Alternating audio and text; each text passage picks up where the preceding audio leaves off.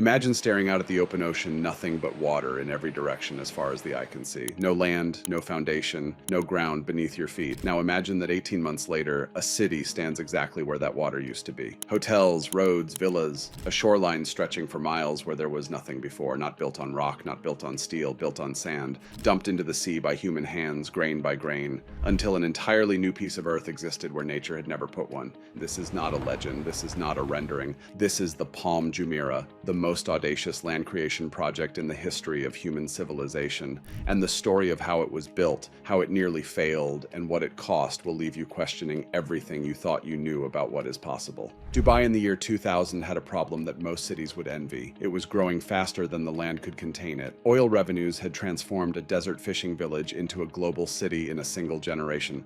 Skyscrapers were rising, airlines were expanding, millions of tourists were arriving. But Dubai sits on a coastline barely 45 miles long, and every inch of prime beachfront was already spoken for. Sheikh Mohammed bin Rashid Al Maktoum, the ruler of Dubai, looked at the Persian Gulf and saw not a boundary, but a canvas. His question was not whether Dubai could expand. His question was how fast, and his answer was so extreme that when his engineers first heard it, some of them thought it was a joke. He wanted to build an island, not a small one, not a modest reclamation project, but a palm-shaped island so enormous it would be visible from space, adding over 40 miles of new beachfront to Dubai's coastline overnight.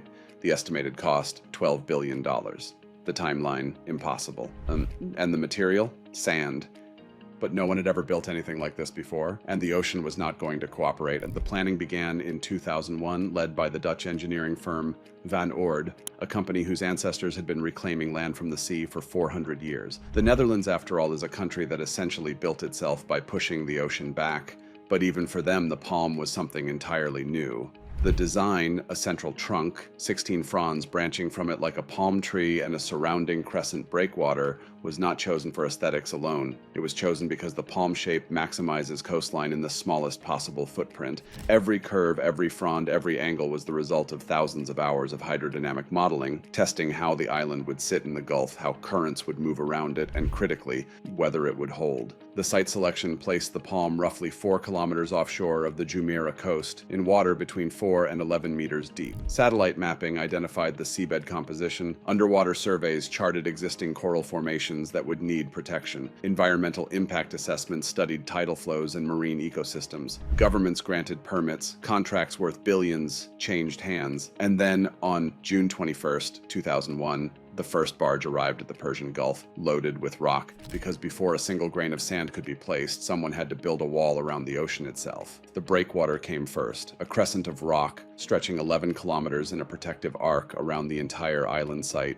The largest single piece of the project, and the one that had to be built before anything else could begin. Without it, every grain of sand placed inside would simply wash away into the Gulf. The breakwater required 7 million tons of rock, quarried from mountains across the UAE and delivered by an endless convoy of barges. Boulders the size of cars were lowered into the sea by crane, stacked layer by layer until the wall crested above the waterline. Then came the sand. Over 94 million cubic meters of it, enough to fill 35,000 Olympic swimming pools. The source was the floor of the Persian Gulf itself, dredged by a fleet of the world's largest suction dredgers. These machines are floating factories. Pipes the size of subway tunnels descend to the seabed, vacuum up a slurry of sand and water, and pump it through floating pipelines stretching kilometers back to the construction site. The sand is then shot at enormous pressure through a process called rainbow jetting, arcing through the air in a glittering spray and settling exactly where engineers direct it. How do you make sure 94 million cubic meters of sand lands in precisely the right place, forming the exact shape of a palm tree to within centimeters of accuracy?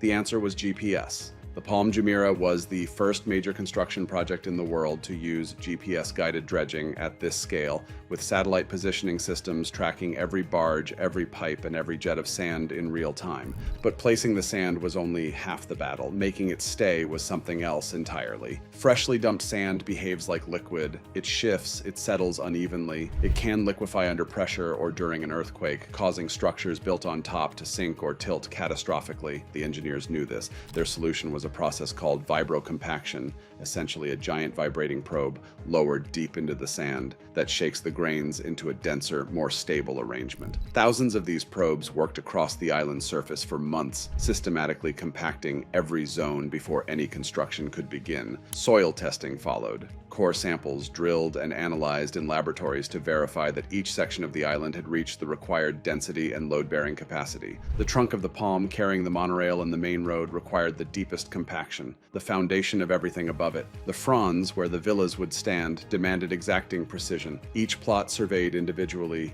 each soil report verified before a single building permit was issued. Drainage systems were engineered into the island's core. Freshwater pipelines were laid. Electrical substations were installed underground. The island was not just being shaped, it was being wired and plumbed from the inside out, like a body growing its nervous system before its skin. But even when the island was solid, one terrifying engineering problem remained unsolved. Water circulation. A palm-shaped island surrounded by a crescent breakwater is, by design, a largely enclosed body of water. In the early models, that enclosed water was not moving enough. Stagnant water in a tropical climate breeds algae, kills marine life, and turns a luxury development into an ecological disaster. The original breakwater design left 2 openings, but simulations showed this was not sufficient. Engineers ran thousands of computational fluid dynamics models, adjusting the size and position of the gaps in the breakwater until the tidal flow through the lagoon reached acceptable levels. Additional underwater channels were later cut into the breakwater to increase circulation further. It was a problem invisible to anyone walking the Palms beaches today,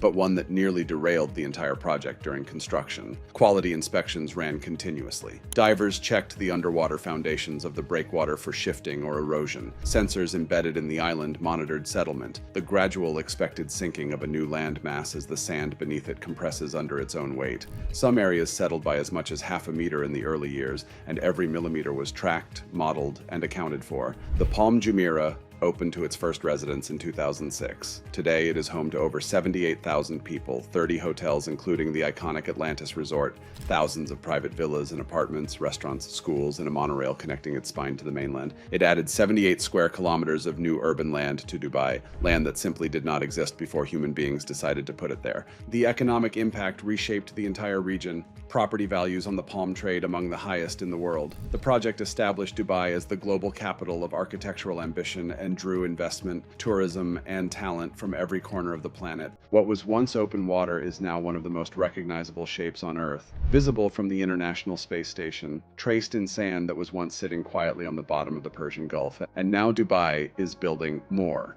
The Palm Jebel Ali, twice the size of the Palm Jumeirah, is under construction. The Dubai Islands project will add 5 additional artificial islands. The ocean is still the canvas. The ambition has only grown. What humanity can build when it decides something is possible is the most astonishing thing on Earth.